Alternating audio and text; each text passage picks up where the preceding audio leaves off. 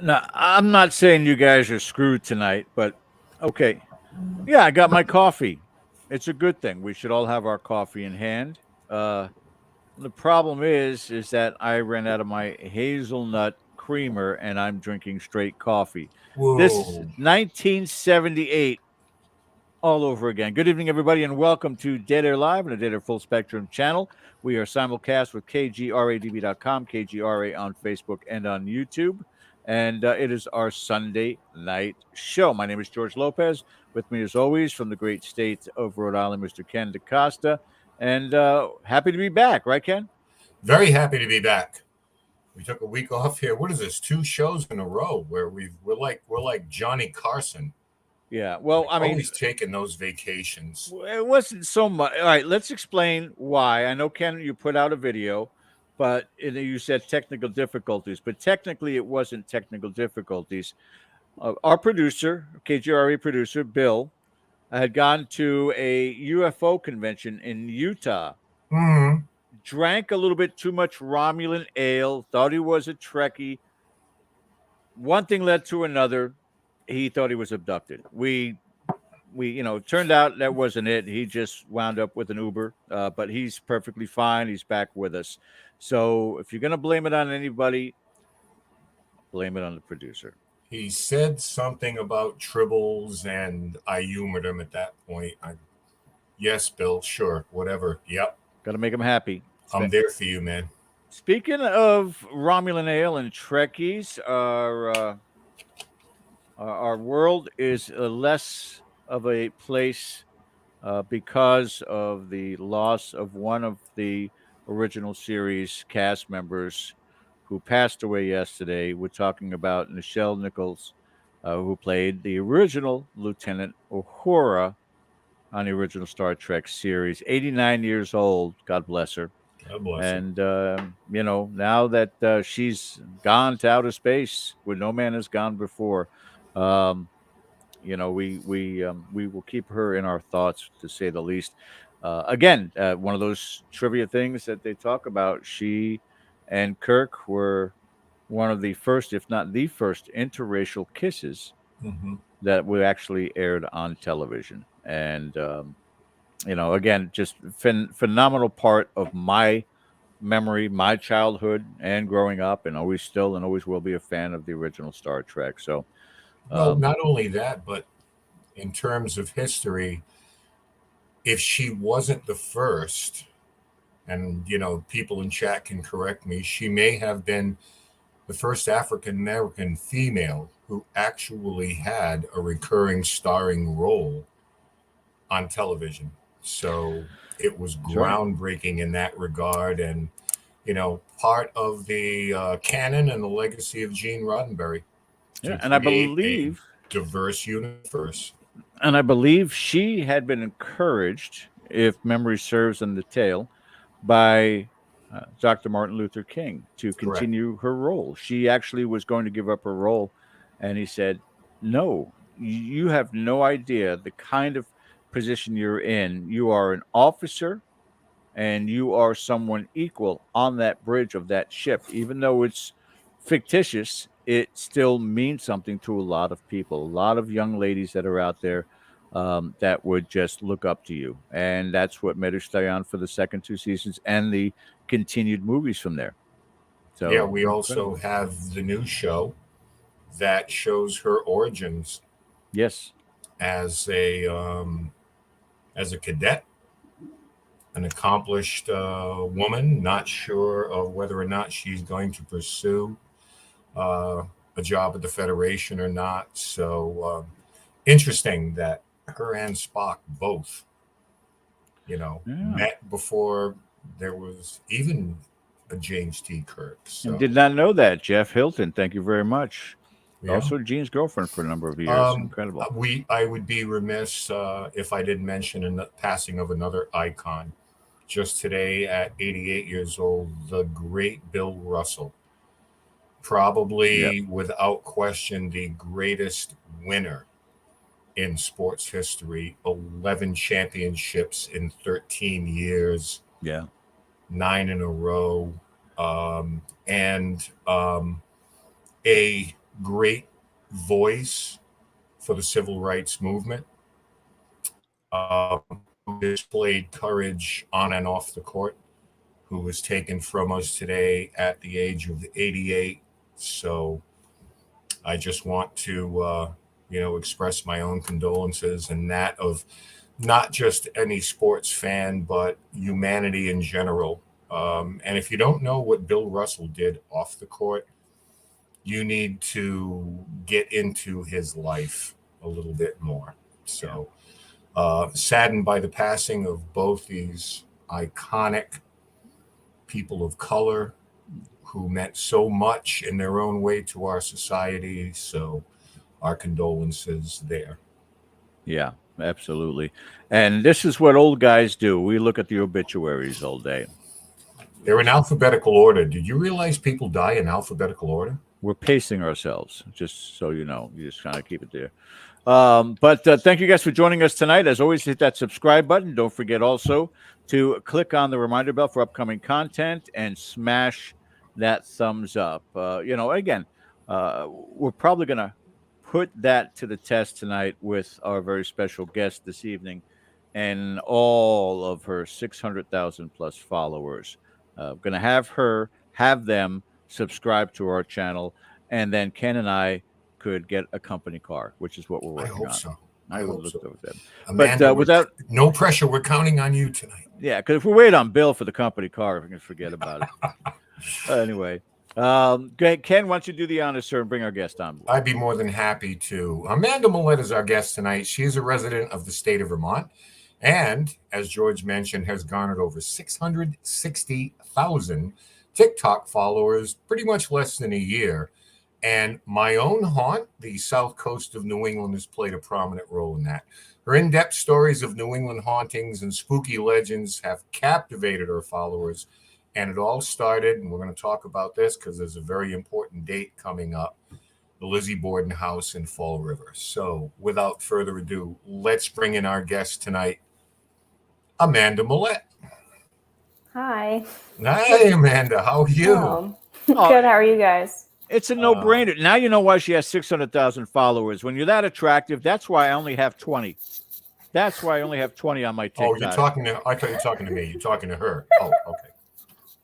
Funny enough, you're only in one video on my TikTok page, Ken, and yours is the highest. So maybe that is about that. Right? Okay.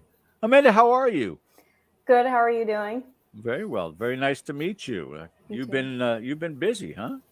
Yeah. It's almost August, so it's Lizzie Borden season. It's pretty busy, but Lizzie Borden season and coming into, especially for you guys in the New England area, this is your prime time for paranormal investigating because you're not having to trudge through the snow and the dangers of black ice. Now you guys can get out there, and only a couple of months away from Christmas time for us in the paranormal, which is the month of October.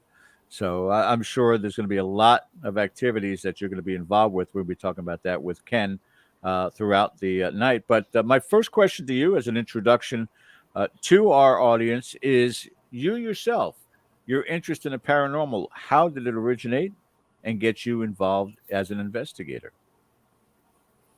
Well, I've sort of always been interested in it, but I sort of got into it by accident. My first overnight investigation was at the Lizzie Borden house, and I accidentally had the house to myself. And That's just with my niece who came with me. You're starting with a very high bar there, aren't you? Yeah, it was extremely active, and some of it was scary, but most of it was, wow, this is the best day of my whole life. So I just wanted to continue that. So I've just been sort of doing more investigations after that because it was so awesome. Now it brings you to a point where you have a fascination with the paranormal, and then you start deciding to record these on social media, be it Twitter, YouTube, TikTok, and again, that seems to be the norm for today. It doesn't matter really the age bracket, but more so for the younger investigators out there. That is their go-to direction, whether it's to get the feedback of other people or just show the places you've been to and the evidence you've collected. Did you have any plans for it to be something exploding so well? So I honestly didn't plan this at all. I did a bunch of videos while I was at the house and then didn't post about it for like 4 months. Because going to haunted places for me wasn't about, oh, I'm going to go do this to make content. It was literally just, I enjoyed it so much, so I happen to have videos already. So I just sort of made a joke video and it went extremely viral. It's still my most viral video. But it was a complete accident. I never actually do anything on purpose. When I go somewhere, I just want to talk to ghosts. But Well, we were going to say it's like, Amanda, you were born and now you're here on the show tonight. So tell us about everything that happened in between, right? oh. Well, I guess that's I guess it's not as many years as you guys, so it shouldn't be too bad, right? I'll see myself out. Okay. So basically, I guess I'll start with talking about my dad. He was into paranormal stuff, into horror movies. I watched them with him when I was 7. I remembered thinking when we were watching Chucky, I was like, oh, this one's not scary because I could take a doll, Anyway, but unfortunately, he did pass away. So anything that was sort of like out of the ordinary, like horror movies, ghost things, just sort of made me feel closer to him. So yeah, and so right now I'm working so I grew up poor, actually grew up in a haunted house, but that house was actually destroyed by a drunk driver. What? Wait a minute. Wait, what? I grew up in How small was house. the house, or how big was the vehicle? It was no. That's good. It was a big house, but I guess my parents it was underinsured, so they had to tear it down. Oh. But so basically, I was little, and my mom just had like this weird sense that we should go to the grocery shopping in the evening instead of in the morning, which was not normal. 15 minutes after we all left, a drunk driver was street racing. His car flew into another car and flew into our living room where we all would have been sitting watching TV. Wow. Man. But yeah, apparently that house was haunted. It was from the 1700s. There was like a lady who apparently would walk into the bedrooms and sit down on the bed. Right. I tried to ask my mom. I was like, did I have like an imaginary friend or anything? But it was, it was the 90s. She didn't really pay attention, I guess.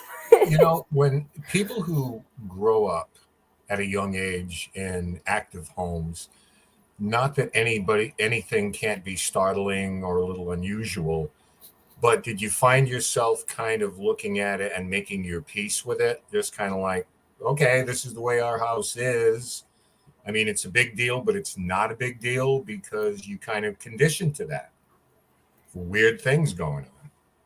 I mean, it's hard to say because like when you said, oh, tell us your life story, I'm like, oh, you want to know the trauma. So I don't have a lot of memories of when I was a child, unfortunately. But I do. One interesting thing is, so we tore that house down. We actually moved into the old barn. We turned it into our house. It was much smaller, but I think it was still haunted. I don't know. I remember just like seeing weird things in the shadows. Would just close my eyes. I was 7. I was scared, but and then when I got older, it was just like a lot of sleep paralysis, demon situations. But besides that, it wasn't too bad. Yeah, no, that was something that as a teenager, I was experienced a lot sleep paralysis. Because, I didn't know what it was. I just know that there was a noise that kept getting louder and I would freeze and it would happen. And in my own head, I'd say, oh, here it comes again. And then I'd focus on just moving something, a finger, a toe, and it would stop. So, not knowing what that was at that point, you read so much about it now with old hag syndrome and being pinned to the bed and the possibility that people mistake these for alien visitations and everything like that. And I'm like, I don't know. It was just something that happened to me. Yeah. And I kind of worked through it a little bit. Yeah, who knows? What I wanted to start off by asking a little bit, because obviously in learning a little bit about you, research plays a great role in your time as an investigator, getting background information. A lot of people who do this, they can go either way on it because sometimes they don't want information because they don't want to have any kind of bias or confirmation bias or suggestion. I'm not that person. I like to know exactly what it is that's going on, and our experiences are still going to be organic.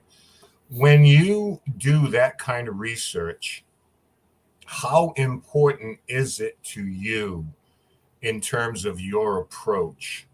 And like, because we talk a lot about it on this show, a lot of people in this field use spirits sort of as props for them, for their own agenda, their kind of background, thing. It's like, oh boy, I'm going to do this and that.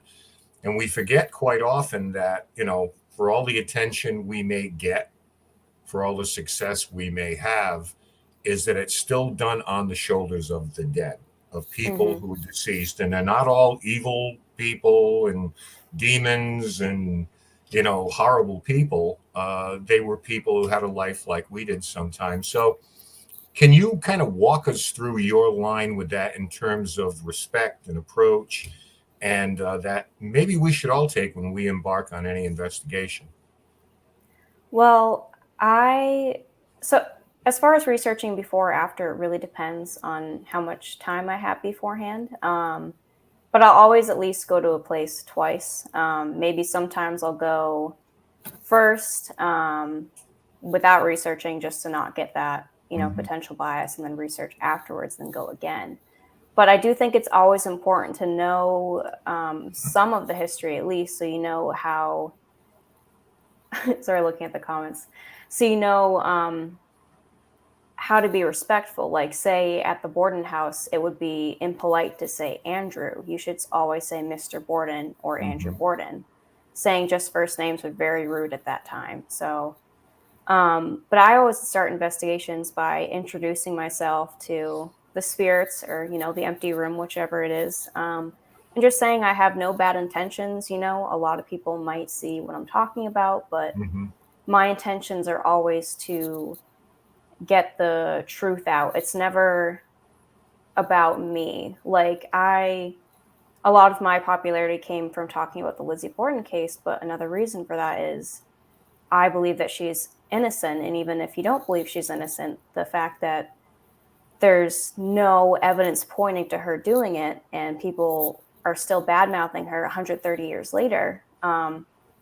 So if I have more of an audience, I can tell more people, cut that out. Like, that's super disrespectful. And just sort of trying to restore her reputation. I've been to the Conjuring house many times, and I've read all of Andrew Parent's books. I do research with the newspapers, but I don't believe that Bathsheba Sherman was a demon. Which situation? So I try to use my following for good. Like, hey guys, we're trying to restore her headstone because none of this that was spread around because of the movie is true. So I guess it's like, if you have a platform, you should use it for good, if that makes sense. Yeah, no, it makes absolute sense. George, do you have something you wanted to jump in with? Well, yeah, I wanted to again give a demonstration of some of Amanda's TikTok work and how it correlates to something that I think you'll enjoy. But just take a look at this first, real quick, for you guys that are in the chat. Here we go. Before I investigate the Conjuring House for the fourth time, I'm going to stop at the grave of Bathsheba Sherman, the witch who wasn't. Notice how there's no headstone. It was vandalized so often because of the movie that it had to be taken down. An innocent woman was villainized and her grave was desecrated. It's time to restore her reputation and her headstone. You can find the link to the GoFundMe in my bio. Let's be responsible with our haunted history. And I wanted to show this to you also, Amanda, to inspire you, because I believe you had said one of the things you're looking forward to is meeting Andrea Perron, correct? Yes, I'm so excited. Well, here is a very quick video of Andrea Perron, John Zaffis, and myself at Bathsheba's grave while the headstone was still intact, but you'll be able to see a break in the headstone that they had repaired at least once before it was vandalized again. But real quick, it was a spirit box session. Here we go. Ed, what is the one thing you want to tell them?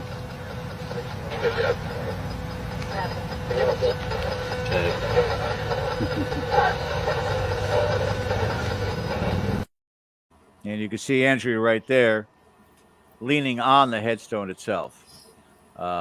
So it was a pretty amazing experience. And I know that you two will be kindred spirits. You'll be able to really connect with her a lot. And can you see what's behind me right now? Yeah, I actually thought you were coming on to comment about your poster. No, by no means. Yeah, Andrea signed all of that. We'll get to it. And you, how many times have you been now to the Conjuring House? 4 times now. Do you see that book behind me? Right there in a flicker. I do. I co-authored that book with Andrea Perron. What? You want to know how many times? You want to know how many times I've been to the Conjuring House? A lot. 0. What? Never been to the Conjuring House.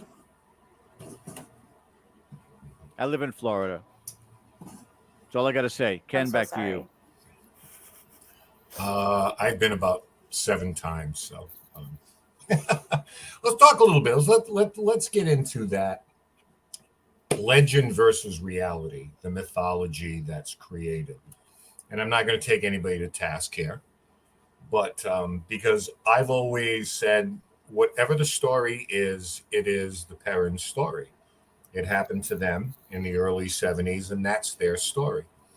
But I know that in meeting the new owner, Jacqueline, and actually it was a couple of weeks ago that we conducted an event there for some guests, and we're of a like mind because she is very interested in facts and getting to the truth, because this whole thing is blown up in no small amount by social media of people who just perpetuate this story, and common sense doesn't prevail, which is why I'm happy that, on social media, you're the antidote for that, where you're talking about the reality of this. But it's just simply things like, if Bathsheba Sherman was a witch, you're talking about Quaker and Puritan population at that point. There is no way that she would be buried there on hallowed ground next to her husband and child. It just simply wouldn't have happened. There were no trials, but yet I've read things like that in social media, that there was a trial and she was hung as a witch. And I'm like, where did this come from out of this type of thing? And when we draw a correlation between people like Lizzie Borden, and we've also had the pleasure of doing a lot of investigations at the Borden House and a couple at Maplecroft. And we'll get into that in a minute. But when we talk about people like that in our history, it seems to be a one-trick pony that no one will let go of the mythology. Why do you think that is, Amanda? Why do we want to cling? When I say we, I'm obviously talking generalities. Why do people not want to let go of this? Is it just the thrill of it, the vicarious thrill of it? Does it make a better story? What are your thoughts on that? Well, it's just like how the newspapers were back in the 1800s. It's a juicier story. You know, if Lizzie Borden wasn't the one who was arrested, the story, and Mr. Borden wasn't such a prominent figure, it would have been okay, just another axe murder. No, it's a juicier story. Like they kept talking about in the newspapers, being like, "Oh, she must have done it for this reason." They literally made up stories about her and published them just to sell newspapers. So it's the same thing today. It's a juicy story. We'll get famous on social media. It's a lot easier to be like, you know what, she's a demon, you know, for views. So, I mean, I do tell some scary stories sometimes, but I always say like, this is lore. I'm never actually saying, oh, this person here was a terrible human. You should go desecrate their grave. Yeah. I don't know. But I mean, here's my soapbox. Yeah, here's the thing though, and a lot of these places that we go to, they have stories that don't have happy endings. Okay, I've been kicking around doing this for almost 50 years now. Believe it. I know. I don't look my age, right? Just very young guy. But a lot of these places we go to have stories don't have happy endings, and a lot of them where people were victimized.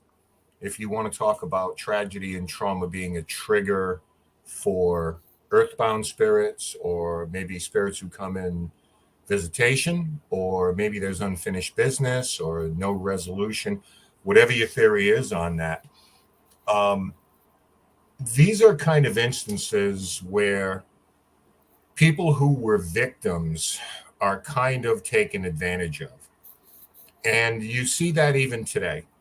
As soon as somebody, and we were talking about, two of them at the beginning of the show, there are people in this field who figure someone just passed away, we immediately need to go investigate because now's the time to do it.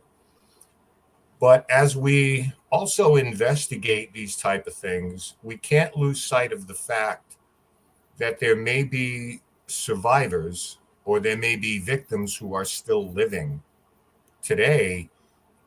And this is something that, what I mean by the desensitization of it, it's not just how you treat the spirits, it's how you treat those who have survived this trauma. So I'd like to get your thoughts on that as well. So because I'm only posting, I have a lot of things going on. Like I'm a nurse, like I'm pretty busy. Like, then you're getting married very soon too. I am getting married very soon. Congratulations. No, I'm just kidding. Thank you. So because I'm only posting, 1 minute long videos, whatever, on TikTok, I don't really have time for anything else right now. Well, I still have a day job. Right. I specifically only talk about deaths where there's no live victims. Like it's in the 1800s, Victorian era, like over 100 years ago. Mm-hmm. I don't talk about true crime where the victims are still alive, just because I have a big platform and I don't want people to just, be re-traumatized scrolling on their phone. I think it's one thing to have like a podcast and talk about that, and spread awareness of, murders and everything. But it just, personally, my ethics, I don't think, unless I was specifically doing something to help the victims, it wouldn't really make sense for me to talk about it. Right. Does that make sense? Yeah, it makes perfect sense because, as the times that I've lost my mom and dad, I was an investigator at the time. And I always think, like, how would I feel if I paid a visit to their grave, just put some flowers down, have a conversation, and very personal things. And I found a couple of people there with recorders on their headstone, like trying to, like, what are you doing here? And I completely understand what they were doing there, but this is why cemeteries have never been a big thing for me, other than to visit, to pay respects, because it's the last stop on the tour, so to speak. And it's these kind of things that bother me a little bit. And believe me, I'm not the get off my lawn guy. I try to be very open-minded about these things. But are there places, and it could be anywhere from a battlefield to some iconic place, are there any locations that you feel maybe you wouldn't go to because you'd ask yourself the question, who am I actually helping here? And some people feel differently about places like Gettysburg, for example, which you can't go out on the battlefield and investigate, although some people try to sneak it in. But do you kind of hold that in regard to that there are some places where we're better off just letting people rest in peace? That's a very good question. I also want to make a quick comment. There's actually creators, and I won't mention them, that Sure. they'll have a viral video pinned to their profile that's literally talking about, oh, I had a feeling they died in a car accident. I looked it up and they did. Okay, but those people, like, that happened recently, and they still have living children who are probably on TikTok. That is not okay. Right. Yes, on that part. So, yeah, I mean, I try to think about the ethics before I investigate somewhere and while I'm investigating. Um, that's a, For me, if it happened a long time ago and I'm being as respectful as possible, I'm not doing it to be exploitive. Then I would investigate it as respectfully as possible. But I guess it really depends. I mean, I wouldn't, it's like, I guess for me, if it happened in the 1800s, it's fair game. As if that makes, as long as I'm doing it to be respectful and not just be like, oh my God, these people were murdered. Oh my God, the REM pod's going off. Right. There's. Well, again, it depends on your approach. And I'll tell you a little Yeah. story here, not quick, because this is about you tonight. But I know that when we went to Maplecroft, first, when we went to the Borden house, I live literally 7 minutes away, had never been there. That's the way it goes, right? So we went in there when Leanne, God rest her soul, she was still alive. We did some fundraising things in there and some different things. And we were given, pretty much free reign in the off season. And I have to admit, by the time I came out of there, I always thought it was more of a murder mystery. By the time the first night was over, I said, you know what? There's something going on here. 5 of us are in the basement and somebody's walking around upstairs, and it wasn't Max the cat and or any of that. So I kind of changed my mind. And then about the third visit, which coincided with the first time we went to Maplecroft, where her and Emma moved later on, we decided to take a different tact on this. First of all, we addressed her as Lizbeth. Okay. Mr. Borden, as you say. And then we came in and stated that we were not there to relitigate a trial. I don't care. I am not here in any way, shape, or form to elicit a confession from you, because that's the first thing people do when they go in there. Like, did you do it? Confess. I wanted to talk to her, if she was there and willing to speak, about her work with animals, about her work with the church, and about other facets of her life. And I can speak only for myself. The amount of responses and compelling things that we took away from there on those nights where we took that approach, I would put it up against anything that anybody has ever come up with, because we were very clear, and we did at the Conjuring House too, Amanda. It's like, listen, I know 1,000 people have been here before us. We're not special. I know you know what this is and this is, and you've seen it a million times before.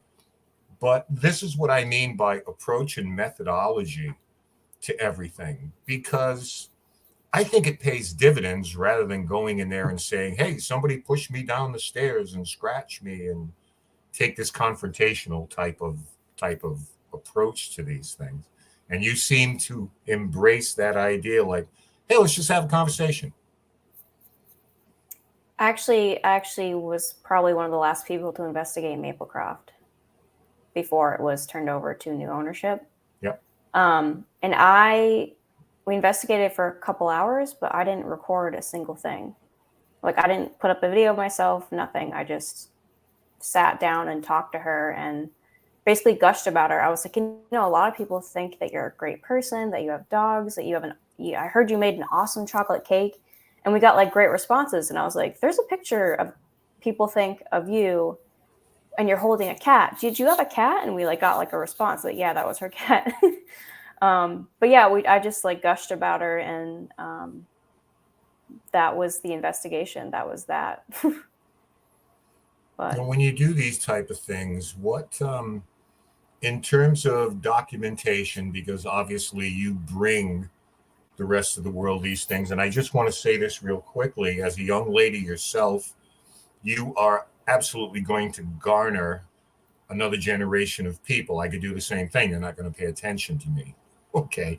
But generationally, what you're bringing your followers is more of a real look at what it is that's going on, without all the bells and whistles and all the mythology and all the fake stories and everything like that. So I'm glad that you're out there with the approach that you're taking. First, I want to say that first. But in terms of investigating, do you feel, or what, I don't know, give me a scale from 1 to 10, the idea of documenting and proving something to the rest of the world, how important on the scale is that to you? Well, I guess it would mostly be 0, unless Lizbeth told me herself, yeah, these guys are idiots, I didn't do it. I mean, that'd be cool. But Yeah. but no, yeah, it's never been about like proving anything. I mean, I personally like to have the experience because I have a lot of people who have passed away. So it's comforting to know that there is some sort of life after death, but it's not about like, ooh, capturing this awesome thing and going viral. Like, it's literally never been about that. It's just an accident. Yeah. But, I mean, yeah. the So that's not experience, important to me. no, the experiences that you have at the end of the day, they're your experiences. And they answer the questions that you might have. Yeah, I just like to be like, I'm a gentle investigator. I'm not going to be like, say no once for yes, twice for no. I'm just going to be like, I'm just hanging out. A lot of times if like they say there's children spirits, like literally last night I was at the Oliver estate and I found like this basket full of blocks. So I just like started playing with blocks in a room alone. Because that's what normal people do. But yeah, I'm just like, in case there's any kids here, let's play with some blocks. But yeah, it's not about, just about making a connection, having a conversation with people. You know, not alive people, but yeah. What I would suggest to everybody in that regard is don't worry about what science thinks. We have to prove it to science. Hey, listen, if everybody's got their mind made up already, anything you put out there for peer review, they're going to tear it apart anyway. They're going to come up with some idea or some that, it was this or that or the other thing. So I embrace that myself, have your own experiences. In terms of investigation, what's your go-to as far as tools, technology, or what for you personally has paid the most dividends? So, I mean, I would say that just a digital voice recorder, EMF recorder, would be the most important. That would be the most compelling evidence you could get. That doesn't always work. I mean, it has to be pretty good. But I mean, I did when I was being filmed at the Lizzie Borden house. I didn't actually get it on my recorder, which is annoying, but I played back the recorder out loud because I record and then I listen out loud so that if they say something like, help me, I'm not just like, all right, let's go to the next room.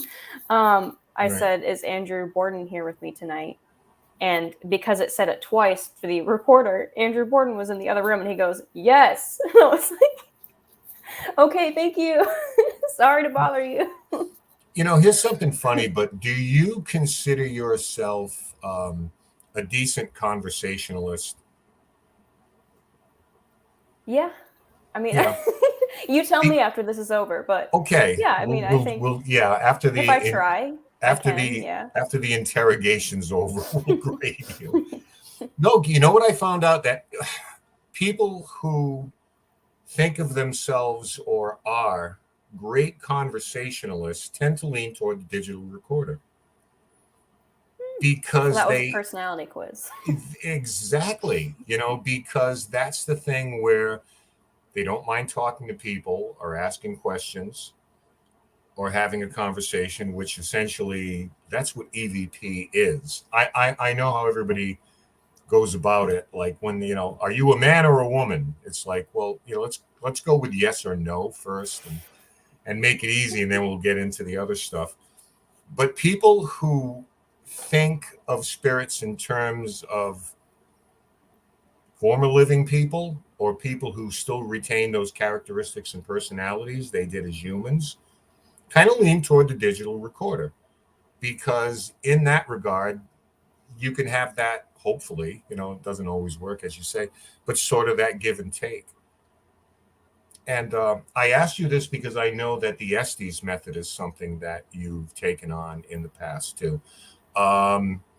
We have a pretty well-versed, smart audience here, but so I'm going to assume they know what the Estes method is. If you want to cover it real quick, and what do you think the advantages or disadvantages are of that? Yeah, there's definitely advantages and disadvantages. So I mean, you could do. So typically, I'll do SDs with the spirit box. Oh, hi, there's me. Hi, that's you. And you know, I'm blindfolded. I have noise canceling headphones. Obviously, if you're by yourself, it's a little tricky, and it can get a little creepy because it. But I will do it by myself and just hear what I hear. But it's good if you have another person with you to see if you can get intelligent responses, because I think it's all about intelligent responses. Mm-hmm. But, you know, the drawbacks is I've definitely been on investigations where I felt like the person was making it up. I don't mean that in like a rude way, but it was like. No, there's only one way. There's only one way, right? You know what you could tell when they're just like, they say a name out loud and then they say, oh, I'm over there, like as if they're thinking people are going, where are you? You know? Right, Do you know what I mean by that? But yeah, so it's hard because then it's like if you see it on TV, you're like, oh, did that really happen? Did they really say that? But I know I feel like that's just like a personal experience with like you and like another investigator, if that makes sense. Yeah. Do you find that perhaps, and this is the way a lot of people describe the blindfolding, the noise canceling headphones somehow takes away other senses, so they heighten your remaining senses? I mean, I don't know. I'm talking about the Estes method. Maybe it's something. It's like, hey, I don't really do it. I tried it one time, and they get a picture of me with a blindfold on. Thanks for showing that. You know what I mean? No, I mean, but I it's just like, did it last night. The only too, so. time I ever did it. Thanks. No, Thanks, guys. No, I love doing it in like creepy basements and dark closets. Like, Yeah, right. Put me in there. Literally put me in, coach. I'll be like, they said murder. Right. They're gonna murder me. Well, that goes back to like the old Ovilus things where, you know, they're programmed to say words digitally. And if you program those with a dictionary in them, as long as you include certain words like murder, hung, kill, dead, demon, things like that, you know, to pop up once in a while, when people hear those things, they immediately, it's like, never mind the 75 other questions that you asked where you didn't get a response, just that one thing that said demon. And what'll happen on the Estes method, I've seen that people think they hear stuff and then they create a narrative out of the 5 words that they heard. Mm-hmm. They hear knife, stairway, woman. Oh, there's a woman killed by a knife on the stage. Like you just made With your a candlestick in the you made library. up your story. It's like, yeah, it's like playing Clue. Exactly right. So, I mean, I'm all for try everything, but in our case, when we go into people's homes where there, maybe some children in there, and this isn't, you're at the local museum and you try different things. When those people are depending on you to kind of get them through it, the last thing I want to do, because it's enough to just use a digital recorder and did it say this, did it say that? When you're using spirit boxes and Estes methods, it's like there's enough of a kind of we have enough trouble with those trying to prove what we think we heard rather than go tell a family, yes, I think you have a demon in your house because I just heard some growling. I actually hate when the spirit box or whatever comes up as saying demon and I have to say it out loud. I'm like, oh, that sounds so made up. It's going to sound like I'm making stuff up. It's I like know demon. It's like, really, how cliche can you be, But hey, listen, fear is one of the dirty little secrets of the paranormal. People in this field, we won't mention names, they use fear as a controlling element, because if you can make someone afraid, you can control them and exert power over them. And that's a very powerful feeling for somebody who's a ghost hunter that maybe, I don't know, kind of maybe has a menial job in life or something. And, they're not in charge of everything, but for once they can feel they're in charge of something. And, if you can instill fear in people, they will do anything that you say. If you don't mind, I want to get to a couple of questions that people in chat have. Our first is from Jeff Hilton. Amanda, how do you feel about doing investigations with psychics? So it depends. I think there's some reputable ones out there, but I think it's so hard to tell if it's tough. Yeah. So, I mean, as long as they're not being overtly disrespectful, and I know this sounds kind of weird, but when I feel like when I'm on an investigation, my other senses sort of are heightened because I'm sort of like opening up to that. Like, I'm not saying I'm psychic or anything, but I can just I can pick up on people like, okay, this person's definitely making everything up. I mean, like, I'm an ER nurse. Like, I can tell when, like, I can look at a patient and their numbers can be bad, but my instincts will tell me they're fine or they're not fine. Same thing with people. Like, I can pick up if they're lying or if what they're saying is what they believe to be true, if that makes sense. Yeah, sure. You go by your own intuitive process. I wanted to bring George back before we go to break. There's one more question here. Android Purity, great handle. Why doesn't she use taps for yes or no? She meaning you, I guess. I'm not sure. Maybe sometimes the atmospheric conditions won't allow them to talk through the dimensions. Okay, deep question.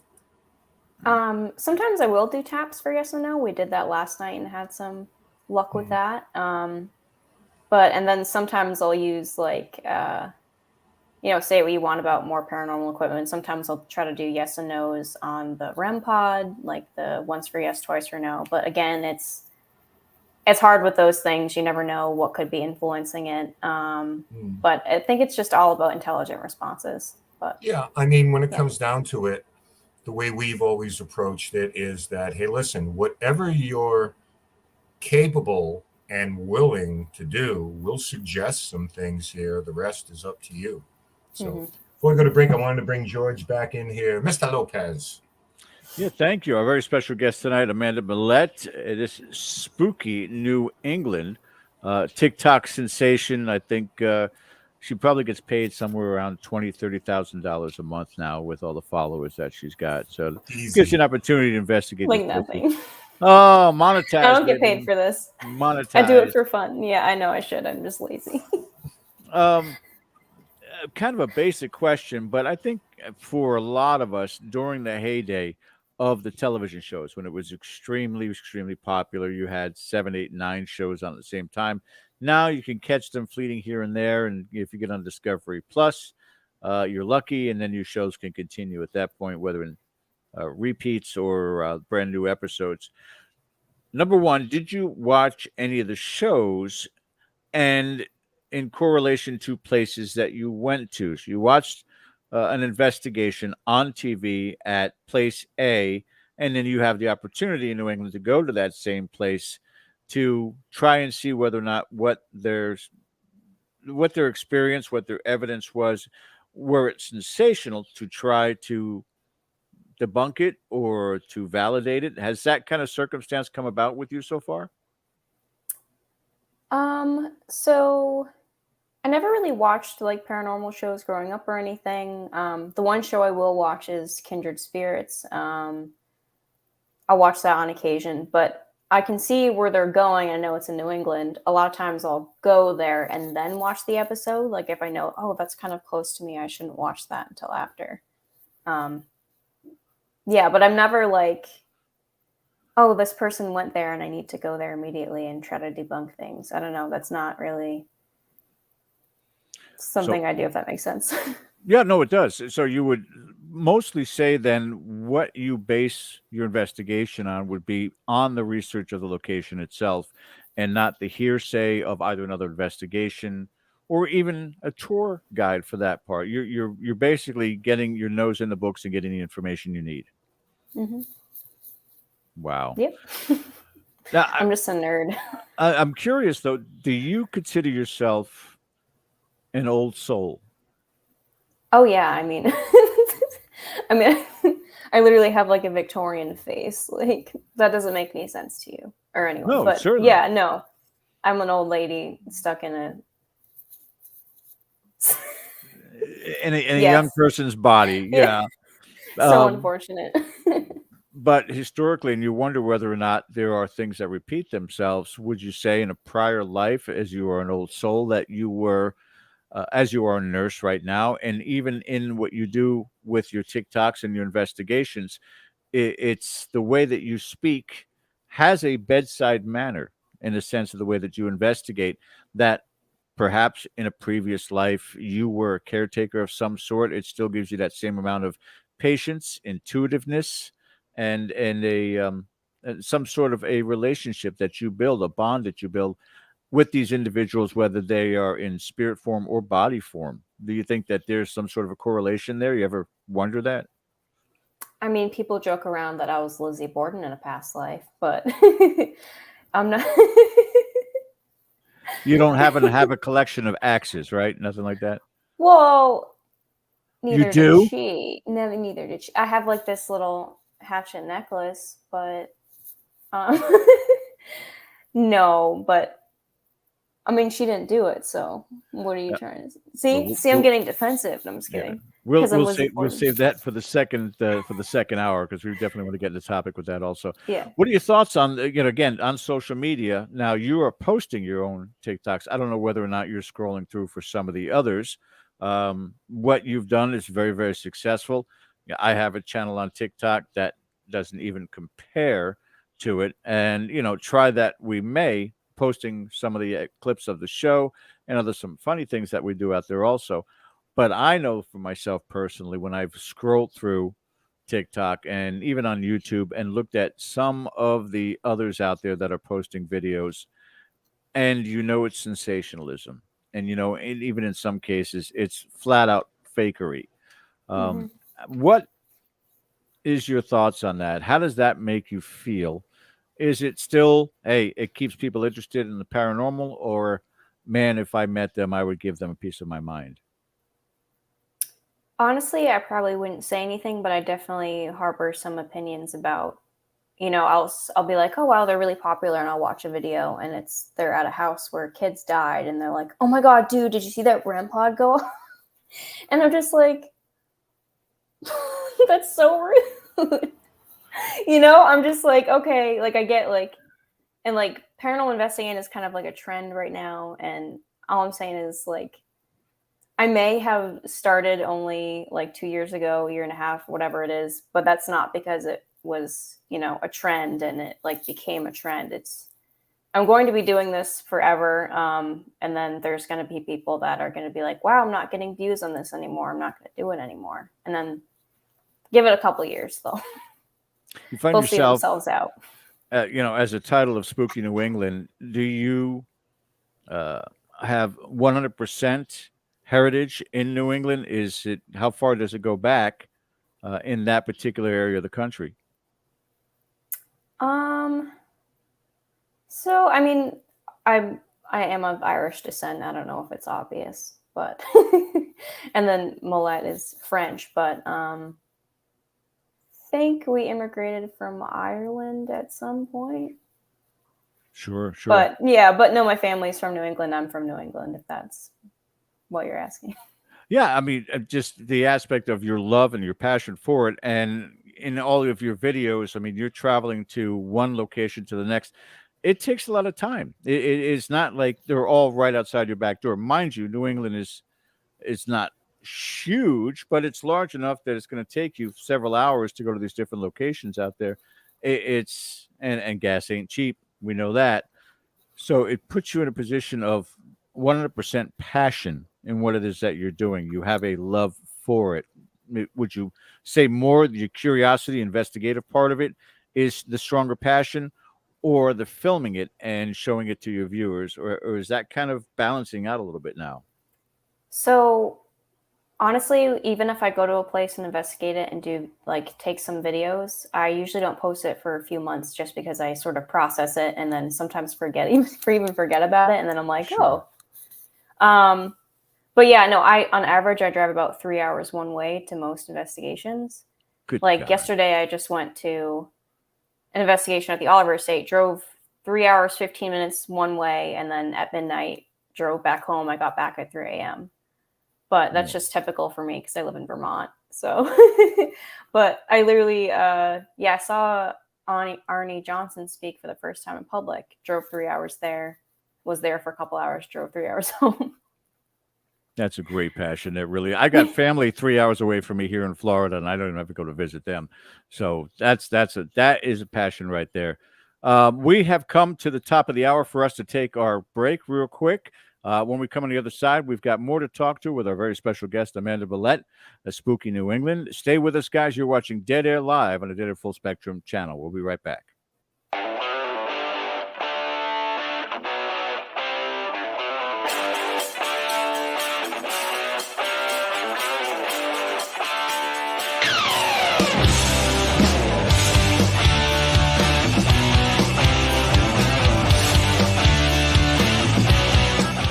Hey members, the new KGRA DB app is now available on iOS and Android devices.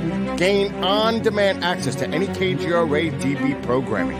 Download any show directly to your mobile device to listen or watch on the go. Go to the App Store and search KGRA DB.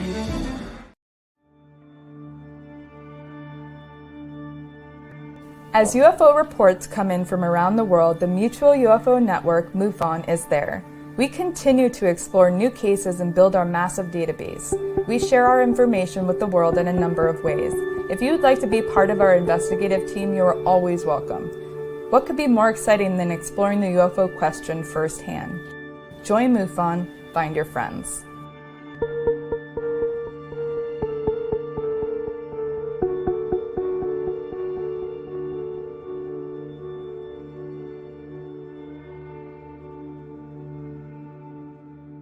Hi, I'm Austin Butler from Baz Luhrmann's new film, Elvis. Tomorrow, all of America will be talking about Elvis Presley.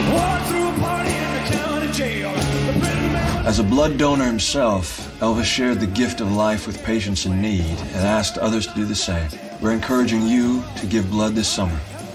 Please visit redcrossblood.org/Elvis movie today to learn more.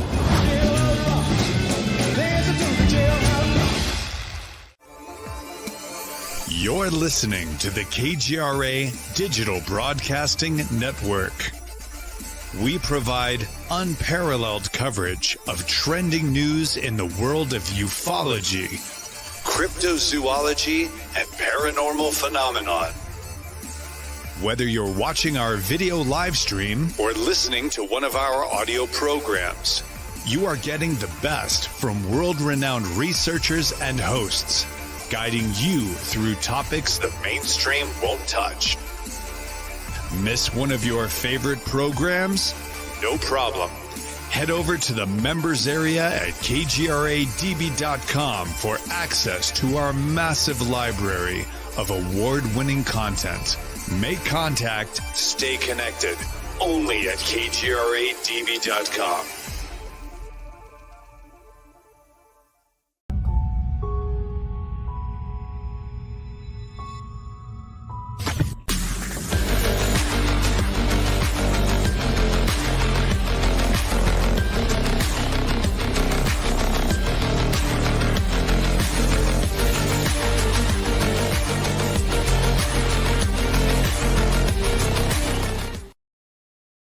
Hey spooky friends, don't you think it's about time we met? Well, I'll be one of the featured speakers at Ocean State Paracon, Plainville, Massachusetts, August 12th and 13th. The VIP party is on the 12th, and I'll be there because I'm a VIP. And then I'll see you the next day for the Paracon lecture. And I'm talking about, you guessed it, Lizzie Borden. Link is in my bio. Let's meet and talk about ghosts and murder. Well, geez, that's right around the corner, isn't it?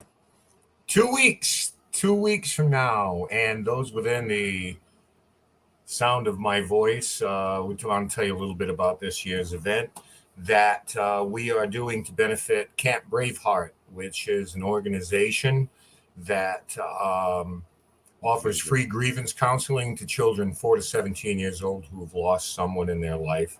And they do it in an outdoor camp environment where there's boating and games and people who get to be around others that are going through the same thing in a very fun type of environment to help you get through that process.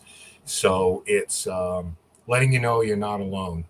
But August 12th and 13th at the Plainfield Racing Casino on Friday night, a gallery reading with spirit medium Tiffany Rice from 7 to 9 p.m. While the VIP party is going on next door. And those of you who attend Tiffany's gallery reading, please feel free to come on over next door and have a couple of cocktails and say hello to us. And then on Saturday, from 10 a.m. to 6 p.m., the Ocean State Paracon, the 11th annual. And we will be welcoming, as you can see on your screen, Andrea Perrin, who's a staple of the event for many years. Oh, yeah. The paranormal couple, Cody and yeah. Satori, will be there. Dead Air's own Monday Night Monsters host, Christopher Rondini. He's going to talk a little bit about his new book, Hunting Dracula. And some of his adventures over in Europe. And then, of course, the estimable Tim Weisberg from Spooky South Coast. Tim always comes up with a different lecture or presentation for us every year. It'll be something interesting. And for the first time, Amanda Millette will be talking about the Lizzie Borden house, the Lizzie Borden case, the Borden murders, the Lizzie Borden affair. So that's August 12th and 13th. For more information, go to our Facebook page, Ocean State Paracon, or riseupparanormal.com for more information. Put that poster back up real quick, Ken. Why is it that Amanda looks like she's getting reports in her ear? On scene, back to you. Yeah. This just in. This just in. I don't know. Well, this just in. We'll have to have her on sometime to ask her. Yeah. Absolutely. I will bring her back on here right now, right after this little quote from her. And this is what we're going to be talking about in the second hour. Hot take. Lizzie Borden was innocent. They even let me talk about it on the radio. If you missed it live, you can now listen to it anywhere you get your podcasts. Spooky South Coast, episode 644, Amanda Millette. That's me. Oh, that's her. Boy, you get around. Wait. There we go. And There you go. Right. yes, I'm getting something in right now. Roger that. It's a I'm sorry. plug. It's a fly. Back to you, George. Sitting in my ear. Welcome back for our second hour, everybody. And again, a very special guest, Amanda Millette, Spooky New England. And yeah, Lizzie Borden is innocent. Listen, I watched the movie with Elizabeth Montgomery. She flat out did it. Oh, well then. If Oh my god, that movie annoys me so much. If Bewitched did It depends come on one's idea of cordiality. That's not how she said it. It's And- not how she said it. And she was naked when she did it. Thank God. Yeah. That's Go ahead, Ken. I know you wanted to dive into this one. Yeah, I wanted to preface this because we're going to get into the Borden thing because I think she did it. You can change my mind. Okay. But I wanted to go here first. Last year at Ocean State Paracon, we had a wonderful panel discussion, Women in the Paranormal. And I wanted to get your perspective on this because we've asked this of people like Michelle Belanger, Amy Bruni, all sorts of people we've had on this show. And we had a question in chat, and I want to put this up there real quick by Bim Jim. And what percentage of people are afraid of ghosts versus not afraid of ghosts, and why? And we can tackle that in a minute, but here's the bigger point. Our studies will show that the majority of people, at least in this country, who believe in the paranormal or had an experience are women, more so than men, because men are still,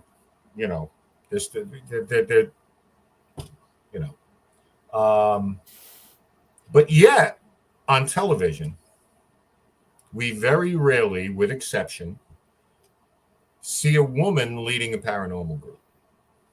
Usually a member of the team or in the background or, are there for other reasons. With some exceptions. And I'm not saying that paranormal television is the end all and be all of this. But for a lot of people, this is the only exposure that they get to investigating or people like us who do what we do. And of course, it's nothing like television. There's a big whole gob of nothing going on. Flaming heads aren't coming out of the wall every 15 minutes before we go to commercial. So I wanted you to kind of speak on that a little bit. What is wrong with the television culture on this when I know in my group, it's mostly women, to be quite frank with you. Most of the people who are on paranormal teams are women. Most of the people who investigate this, believe in it, and embrace it are women. Why are they not better represented on these television shows or really on podcasts and radio?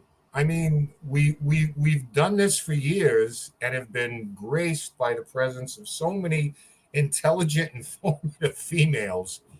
What's going on out there, Amanda? There's a few things. I don't want to be too controversial or anything. Go ahead. But I think there's a lot of internalized misogyny ingrained in men and women.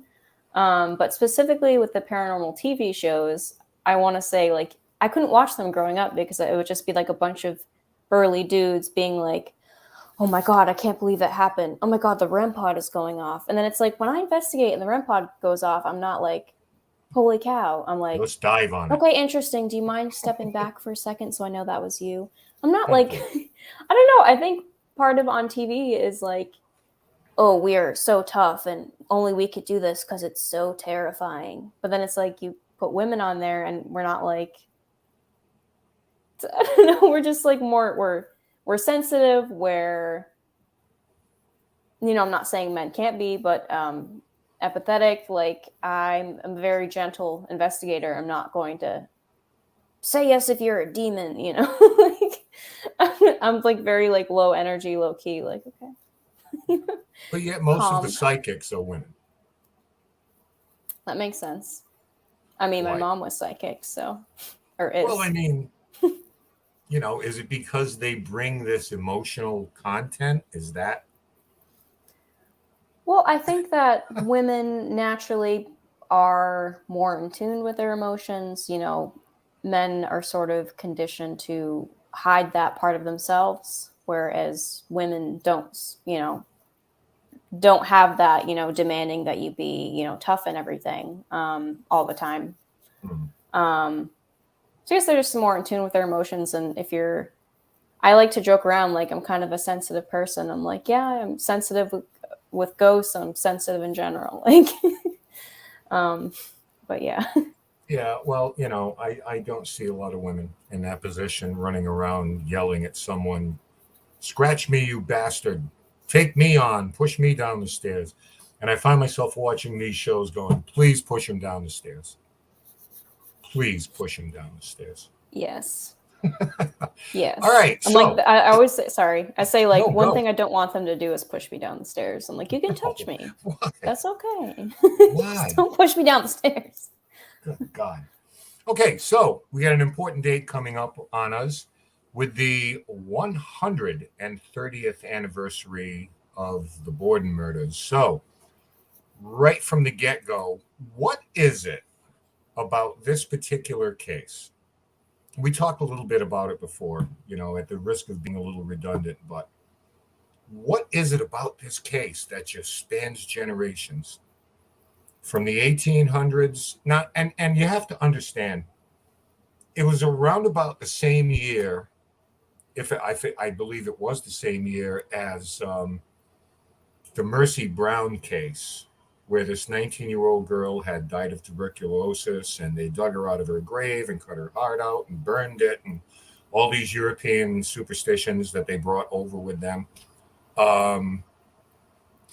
Mixed the ashes with water, fed it to her brother, and, it's supposed to make the vampires go away. There were prototype telephones. Borden's neighbor had one that they ran over to use. You could buy Coca-Cola at that time. This wasn't like the Dark Ages by any stretch of the imagination, 1892. But what is it about this particular case, and there are others, that just spans generations, and as people get their answers, they're replaced by more people with questions, and they get their answers, they're replaced with more people.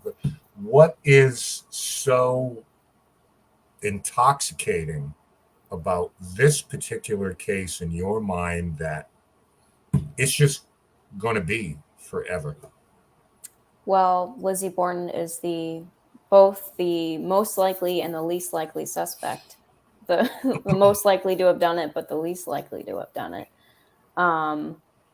It's like my head hurts every time I research this case. Like, I research it like a little bit every day usually, but today I was like, oh, I need to prepare for this. So I was just like diving in and everything. And I was like, I actually know nothing. There's so much to know, but there's just so many twists and turns of the case. It'll always be unsolved because, unfortunately we don't have there's no way to get DNA evidence, any of that now. There's so many suspicious characters that were reported around the house. John Morse was being weird.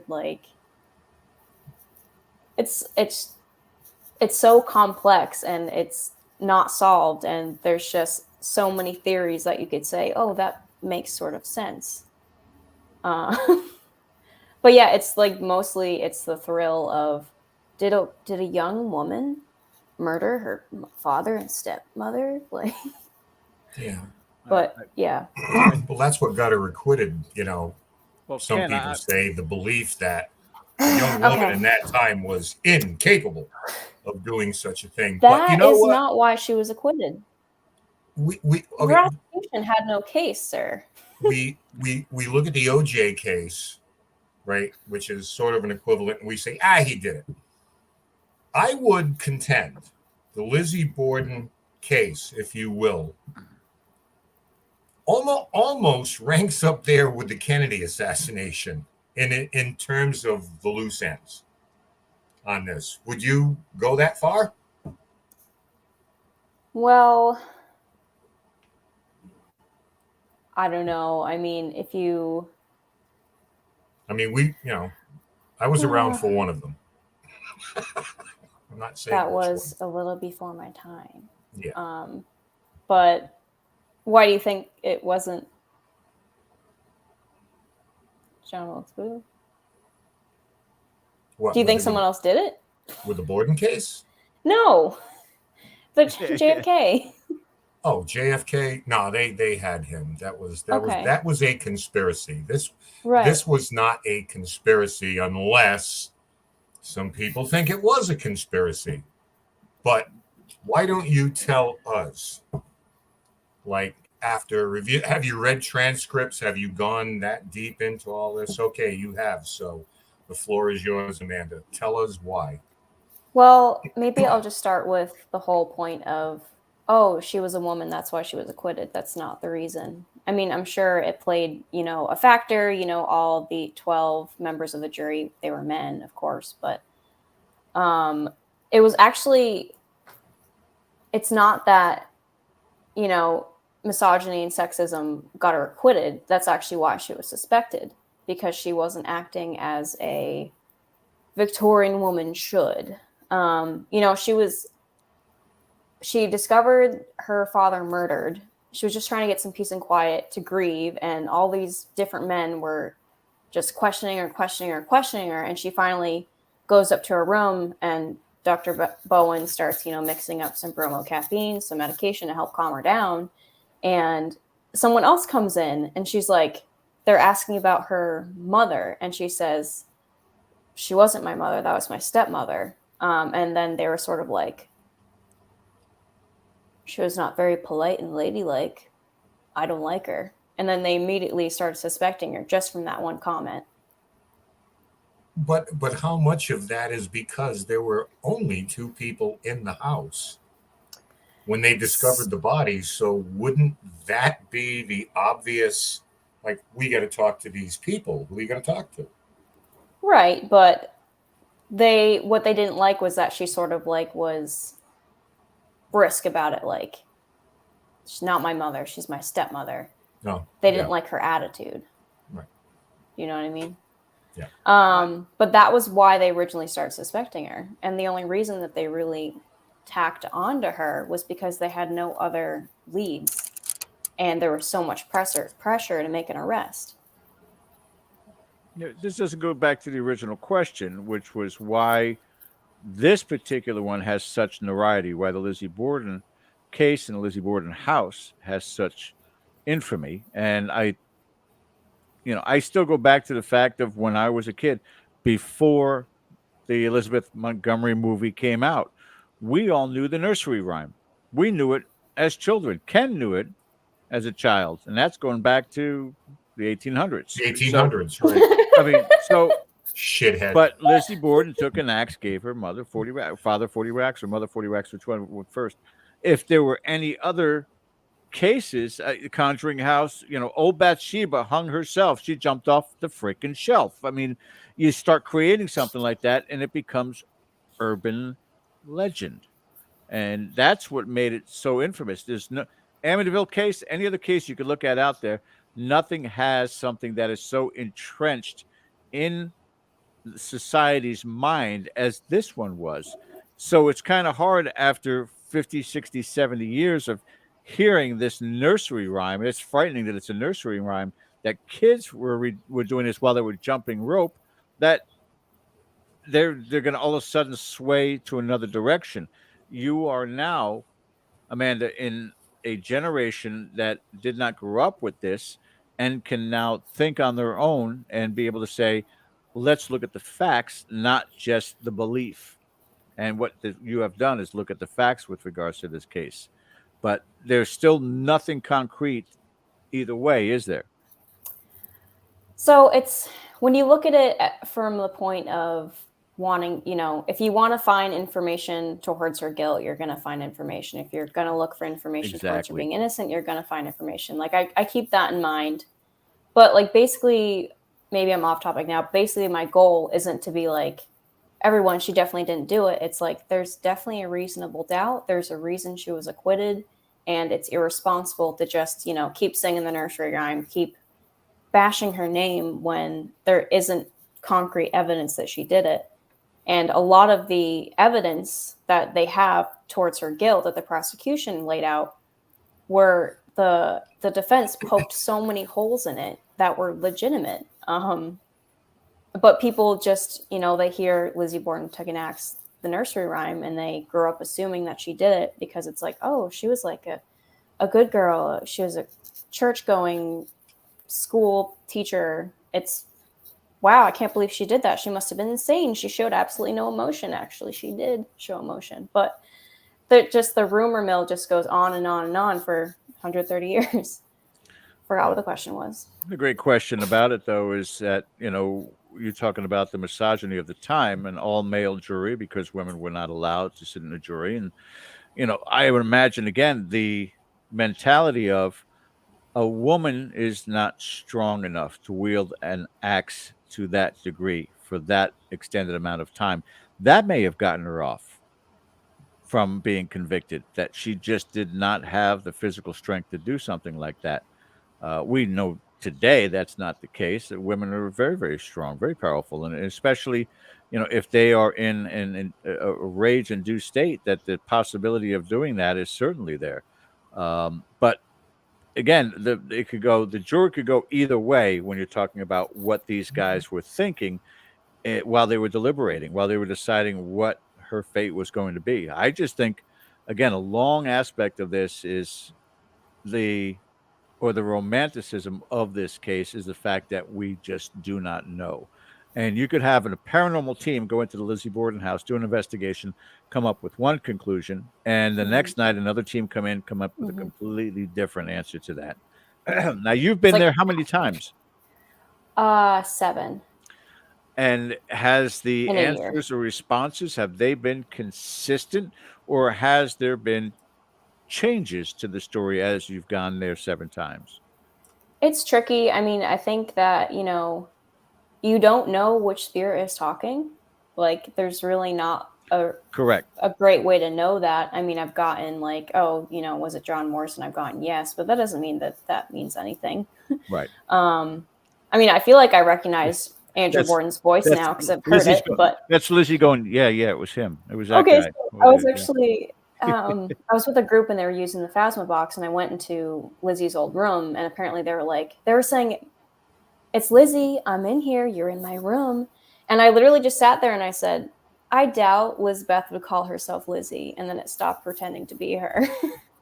I was like, that's one not... of the things we wanted to do before we went too long is play a clip from your YouTube channel. Oh, God. From Unexplained, and the one thing our audience loves is some evidence, and we're going to provide you with some of that right now.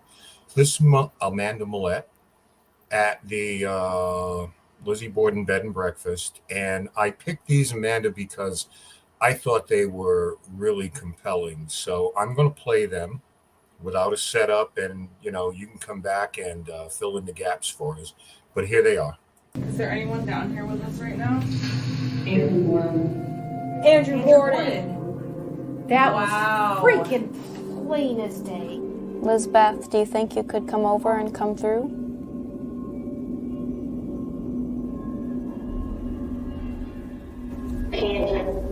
Can't do it? There's another room? I feel like we should go in another room. I thought Andrew Borden, I mean, that was kind of unmistakable. It's like, so yeah, when that I was was awesome. watching it real quick, I said, I got to use this because what were you using? I think you're in a dining room. Yeah, so that was with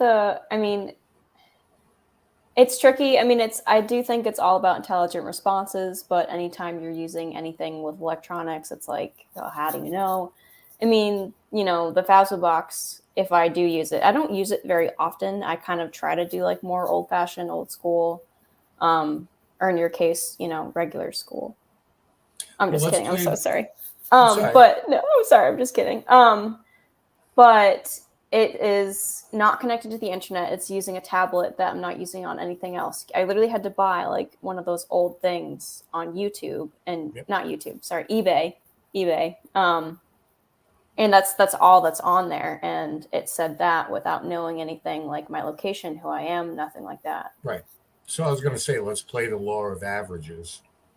That you're in this place out of a billion places in the world and you get that kind of thing. It sounds to me like there are coincidences and then there are coincidences. And I think that falls into the capital letters latter category. So I thought that was pretty outstanding, to be honest with you. It was definitely incredible, and I was really glad I happened to be recording. Yeah. So what visit was that for you to the house? Maybe visit number 5. Yeah, 5 or 6. It was during the winter time. So I love going in the winter because nobody else goes in the winter really. And I don't want to reveal that secret, but, yeah, I don't know. I feel like whenever I go back to the Bordens, they like know who I am. They're like, oh, that's just Amanda. It's fine. We scared her that one time, but it's fine. Which brings me to another question, something we've talked about a lot on this show, the idea of familiarity with a location and building a relationship with a location. Do you think that there's merit in that after maybe sizing you up a little bit, and I'm projecting here, I don't know how spirits think, maybe sizing you up a little bit and getting an idea of your approach and what you were after, your respect, that after a number of visits, they kind of like were of the mind, oh, it's that girl Amanda again. She's nice. Let's give her something. Do you think there's credence to that in terms of building a relationship with not just a Borden house, any location? Yeah, I mean, I actually have like a video where I sort of joked around. I was like, over time, I've been developing a relationship with Andrew Borden. But he's just like, I don't know. He just reminds me of like an old like Yankee. He's just like an old Yankee dad. Like, it's just me. And sometimes in the sitting room, you can sort of feel his presence. But you have to sort of walk through there to get to the other side of the house. A lot of times I'll be like, sorry, Mr. Borden, just passing through. Or excuse me, Mr. Borden. And I'll just, go right through. Like, I'm not going to be like, it's nighttime. Let's go take a picture with the axe. Like, no, I can tell there was literally one time I actually got in trouble with this person, but I could feel he was there and they were like, oh, I really want to go take pictures now with the axe. And I was like, no, I think he's in here right now and we need to be as respectful as possible. Like, maybe do that during the day. And she was like really like adamant. And I was like, no, sorry. And then like, actually she got kind of in trouble because she thought that I took it too seriously. I'm like, well, this is his house. Or like people will ask me like, oh, whose house is this? I'm like, oh, this is Andrew Borden's house. And yeah. Yeah. Well, there have been, I don't mean to keep walking over you here. There have been a lot of people who do things like use Ouija boards and different type of communication. You could make an argument that, EVPs on a digital recorder are really not that much different than a Ouija board. And I don't see anybody, spreading salt around a digital recorder all the time and burning candles and everything like that. In terms of a place like that, if you were, because I'm not aware if you've indulged in that type of thing while you were there, but do you have an issue with it? If anyone else were to do it during one of your investigations, or of the mind, hey, you do you, or where do you come down on that? I think it's all about being respectful. And that's it. Intent. As long as you're not like, all right, we're going to communicate. And they're clearly going like, oh, they like alcohol. And like clearly just like making stuff up. I'm like, oh no. Like, I don't know. Maybe I do take it too seriously, but these are people's houses. They're dead. Don't. Like, be nice. Like, be respectful. You're visiting. Like, you don't take it too seriously. In my humble opinion, you do it just right, because I think that elicits more responses than it will, like, show yourself, confess, you did it, confess, and it was just kind of like, I know when we went in there, like I mentioned before, it's like, how many people? Like, we're trying to distinguish ourselves because we really want to communicate with you. So why am I going to do it? Like, you know, and I'm not just talking about the Borden house, any place. Why am I going to do it the way 5,000 other buttheads have done it? You know, let's try something different. Getting back to the Borden case, though, how much of that, the attitudes that kind of permeated this, had to do with social issues or instances as well? We know Andrew Borden was a very frugal guy. Lizzie, you know, Emma probably wish they could be like other people in Fall River at the time, living in the Highlands, living on the hill. But she was shunned, as people were wont to do back then, because of, you know, the scandal. Regardless of her innocence, there was still that stigma that hung over. So I think through generations, you know, the Borden name, it's like you hear Borden immediately. You know, this was a guy who sat on the board of directors of banks and other things, but Borden, boom, you immediately go there. When you say Fall River, you immediately go there. But yet, and I want to get your thoughts on this, one of the things I've always maintained is, regardless of what happened, where you come down on this, I had a tremendous amount of respect for her, because when she took her inheritance, her and her sister Emma, where did they go? To the Highlands, exactly where they didn't want them, where old money was and the social elite and everybody that had shunned them.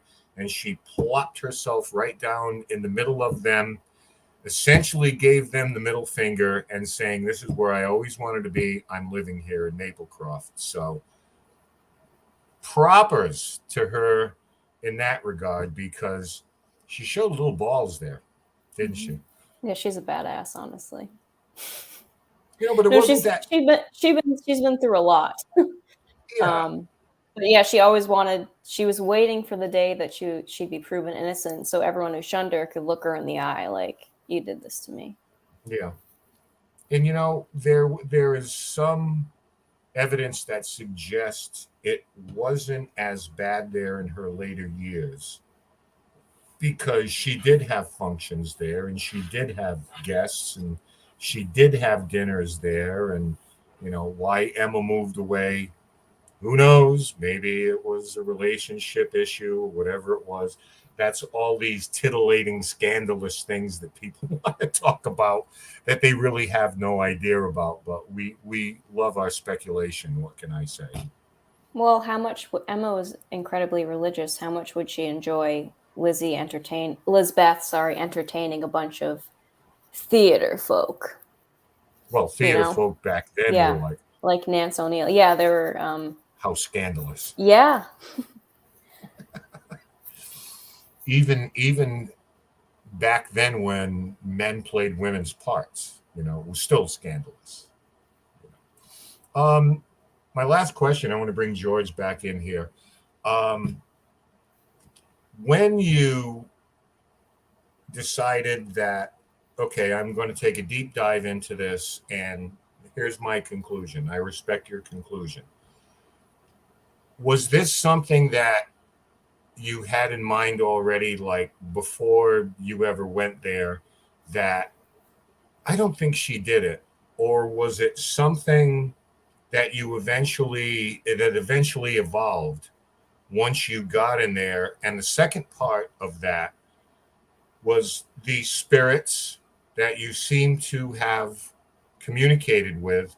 How much did they inform you in terms of your conclusion on this?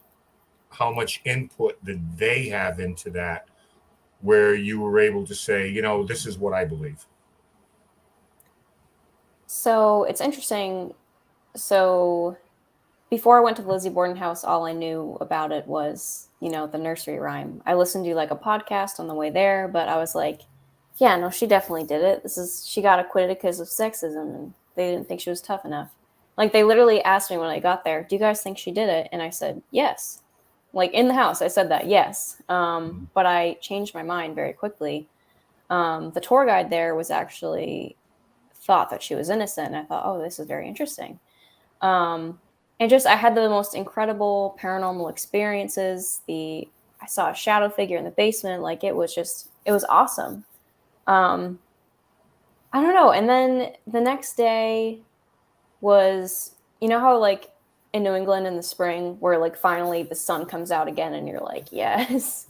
I went to the cemetery and there was like this sounds stupid for anyone who's like not in the paranormal, but there was like a little ladybug on her grave. And I just looked at it and I said, you're innocent. I need to figure out a way to let people know. But at the time, I didn't have any sort of platform. I had maybe like 1,000 followers on Instagram. That was all I had. That was it. But I was like, had this weird, overwhelming urge to like tell people what really happened. And so, but I didn't post about it. 4 months later, I made a joke video that went viral. And then people asked me like, well, who is Lizzie Borden? I could do what the typical person would do and just Google it real quick and be like, oh yeah, she murdered her parents. But I literally read 10 books. Like I took like a week off and I was like, I'm not going to talk about this yet. Even though my social media was blowing up, I was just I was like, no, I need to talk about this seriously. This is important to me. So I read 10 books and I just started talking about it. And as I would learn more information, I would tell people about it. Yeah. I mean, I didn't always get it right, but I always corrected myself after, like, oh, just so you know, this thing that I hear was actually hearsay. This wasn't actually something that happened. Was that an accumulative thing, or did you have a eureka moment? Was there something that you read or experienced? Was it that one turning point that you like your holy crap moment, or was it just kind of an evolution? I guess it's been like an evolution, but it was like when I saw her, and I guess this is gonna make me sound crazy. When I saw her headstone and I saw that ladybug, and I was just like, it was like my mind was like, you are innocent, and it's up to me to tell people. But it's weird that I didn't have any platform at the time. So like, why would that even pop into my head? Mm-hmm. But I don't know, just like getting to know the Bordens more, and investigating there often. And another person who used to work there as well, we just have the sense that the house is trying to tell people the truth, is trying to get the truth out. And then when I went to Maplecroft, it was just, the energy was just so warm. The more research, yeah. And the more I felt like I was at my Auntie Borden's house, like felt like she was going to make me some cookies or something. But just the more research I've done, the more I realized, holy crap, like there were other suspects, but nobody talks about them. Like I've seen almost probably every documentary or video about the Lizzie Borden case, and I go, they didn't even mention the other suspects. They just sort of go, oh, well, he had a pretty good alibi, and then just forget about it and say, well, I guess it must have been her. That, I don't know, that's just irresponsible and lazy to me. Yeah, I just like the prosecution didn't really have a case. But yet that's what people use today still to say that she did it. That's the takeaway. George. Yeah, what I really admire though is, when you're talking about having respect for the property and having respect, I am totally on board with you. Respect is key. It's everything. That's what I don't know who put that up there. I have God. No idea who put that up there. I mean, we all have one of those, don't we? I was just taking a nap. Yeah. Yeah. I just try not to do that during nighttime. I wonder, as you're talking about when you first went there, you felt she had done it, like a lot of people had felt before, and then all of a sudden you had changed your perspective on this. How much do you think you could or should rely on your intuitiveness? Perhaps even some sort of I don't want to necessarily say genetic connection to this house, but there seems to be something that maybe is being, as you said, the house is trying to tell people, yet you're one that is perceiving it. And can you extend that, Amanda, to other locations you have been to, where walking into the place, you have an almost immediate sense as to what has happened, the history of that house? I mean, it's tricky because a lot of my stuff is based on research, and I don't want to sound like I'm a crazy person. I mean, I'm not, like, I wouldn't say that like I'm psychic or anything, though my family does have weird things and I predicted deaths in my dreams. But anyway, unrelated. But no, I think it's just like anything else. Like, I can get a sense of a location, I can get a sense of a room, I can get a sense of people, whether they're dead or alive. I think that we have, our body will know something before we do.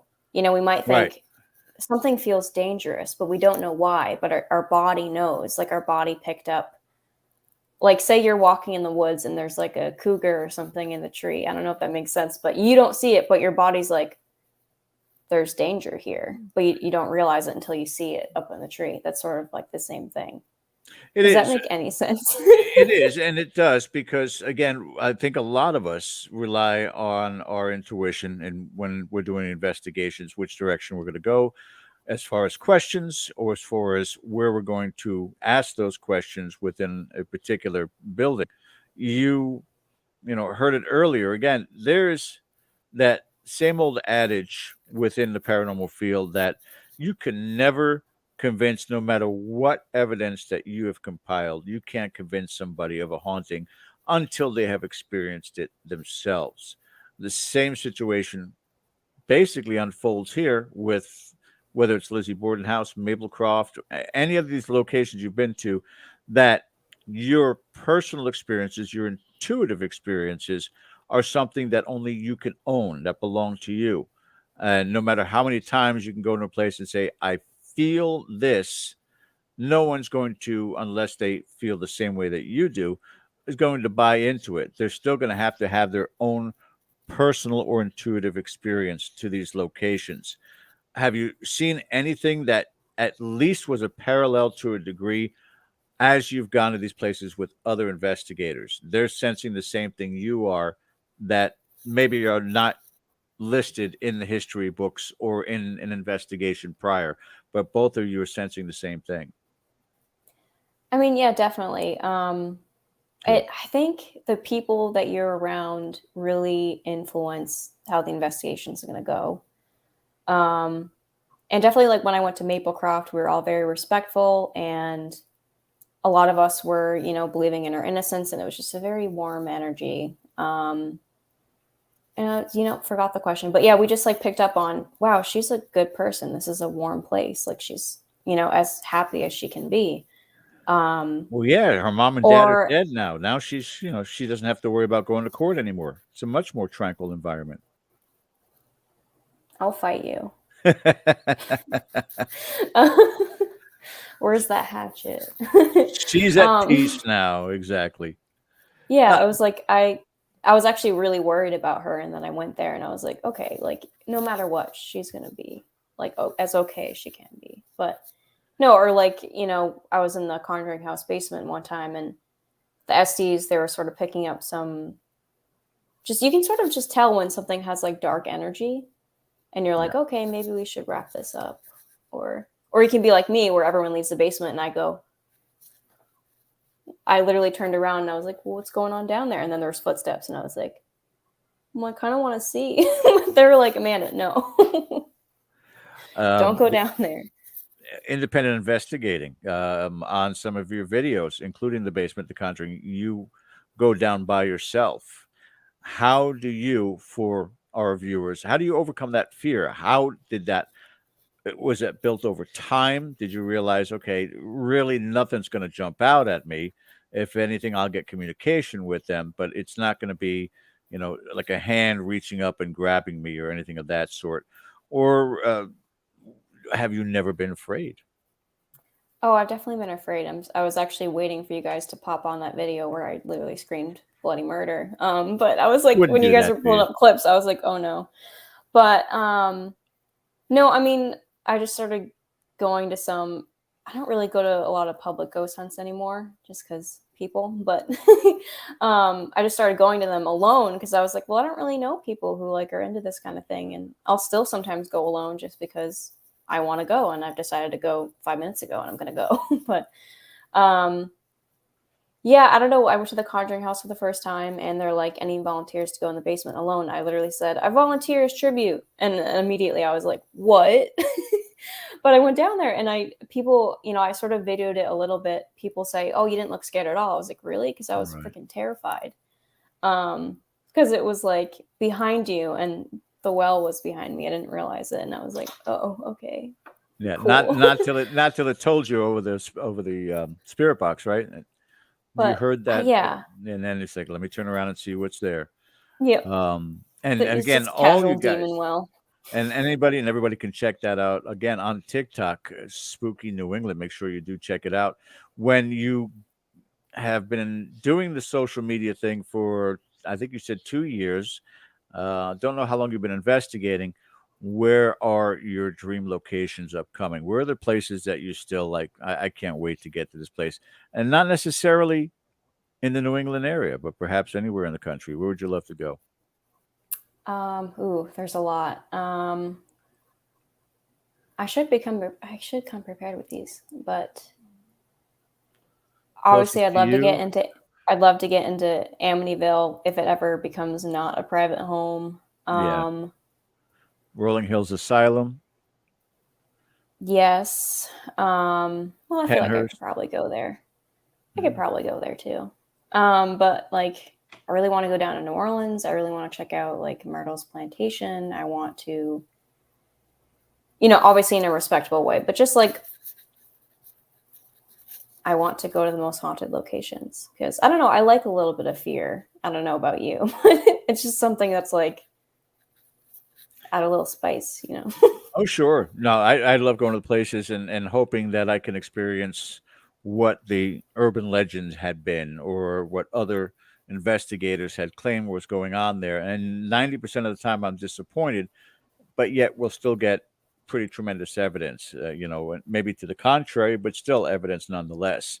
So, it's kind of in a pursuit in the same way that you're doing it right now, which is I'm going to ask the questions and hopefully I'm getting the correct answers. And it's not something that is trying to manipulate me or manipulate my research, but give me true answers across the board. That's why I asked you about the multiple times at Lizzie Borden house, 7 different times, whether or not you're getting conflicting answers, because other people, not in the human form anymore, could certainly lie. People lie in general.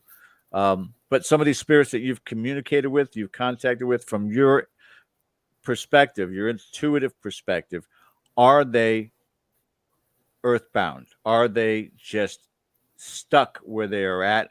Or is it a visiting kind of a thing? They come and go as they please. I think it depends. I mean, okay. It depends case by case. Like, you got to wonder why some spirits are still there. Like Mr. and Mrs. Borden, or, I hope they're still there. I don't know, because there's some changes of the house. I don't know if they left, if they wanted to, or I'm hoping they'll still be there, but maybe that's just like, it's their home. And, maybe the truth wasn't out there. I'll convince you guys eventually. And maybe that's why they're still there. But sorry, did you say something about inhuman spirits?